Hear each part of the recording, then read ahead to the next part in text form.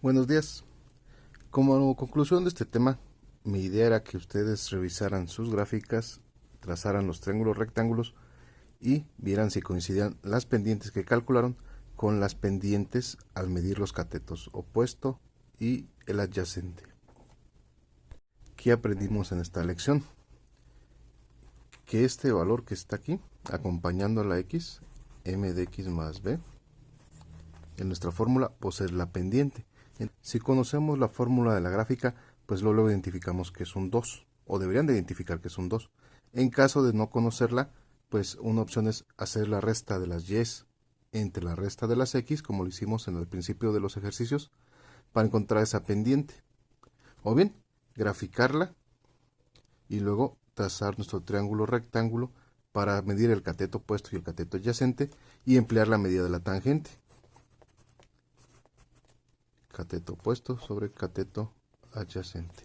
Aquí ya sabemos que la tangente de este ángulo que se forma con la horizontal es igual a la pendiente de la recta. Entonces tenemos dos formas de encontrarlo. Uno, haciendo las restas con la fórmula que conocemos de la pendiente, o trazando nuestro triángulo rectángulo y calcular con el cateto opuesto y el cateto adyacente. Aquí pasa algo bien curioso. Algunas de las gráficas que me mandaron no coincidía la pendiente que calcularon con la tangente del ángulo.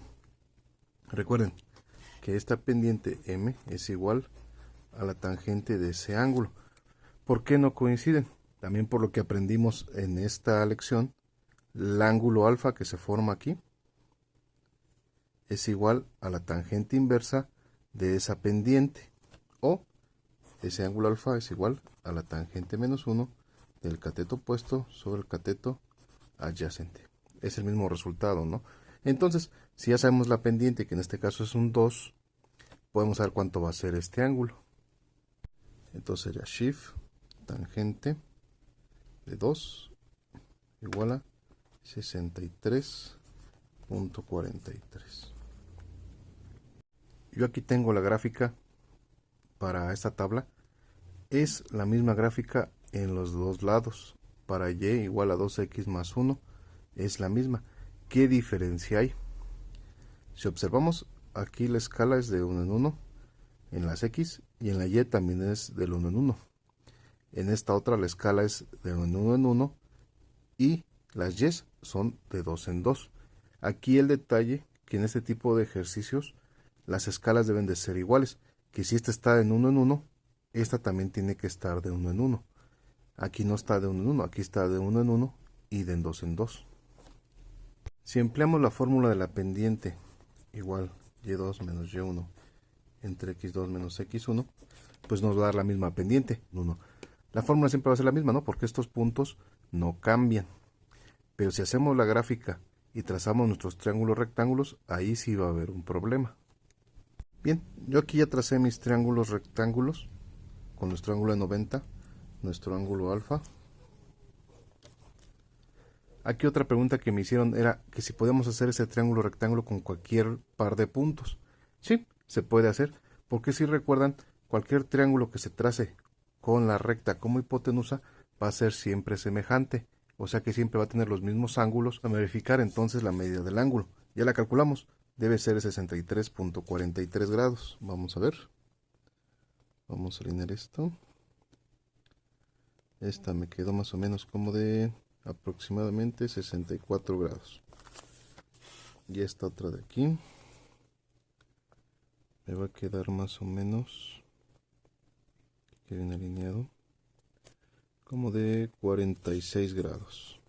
Entonces, si se fijan, esta midiéndola con el transportador me da de 46 y esta midiéndole con el transportador me da de 64. Esta está más próxima al resultado correcto. Ya comprobamos entonces que el ángulo correcto es cuando lo trazamos con los ejes a la misma escala. Nos falta comprobar la pendiente. Ya sabemos que nos debe dar más o menos un 2. Vamos a ver cuál de los dos está correcto. Esta mide de cateto adyacente 6 y de cateto opuesto mide más o menos, ¿dónde está? Más o menos unos 11.8. Vamos a medir este de aquí. Este va a medir 3.6 de cateto adyacente y de cateto opuesto. Vamos a medir así. Cateto opuesto mide 3.5. Vamos a calcularlo entonces. Un resultado nos dio 0.97 y el otro resultó 1.96. ¿Cuál es el más próximo al 2 dependiente que tenemos según nuestra fórmula? Pues es este que está aquí. Si recuerdan, en el libro también nos decía que la tangente de un ángulo de 45 grados es un 1. Aquí el ángulo será de 46. Esto se aproxima a un 1, si se fijan. Entonces, ¿cómo debemos de hacer correctamente este tipo de ejercicios? Pues hay que hacerlos, ¿sí?, a escala igual. Si esto está de 1 en 1, también este eje tiene que estar de 1 en 1. Si no, a la hora que midamos nuestro ángulo y nuestros catetos opuestos y adyacentes, nos va a salir un resultado erróneo. No es que esta gráfica esté mal, es solo que para los cálculos con la trigonometría que estamos aprendiendo, necesitamos que las escalas estén bien para que nos den los resultados correctos. Esa es la razón de por qué no les coincidía la pendiente que calcularon con la de la fórmula.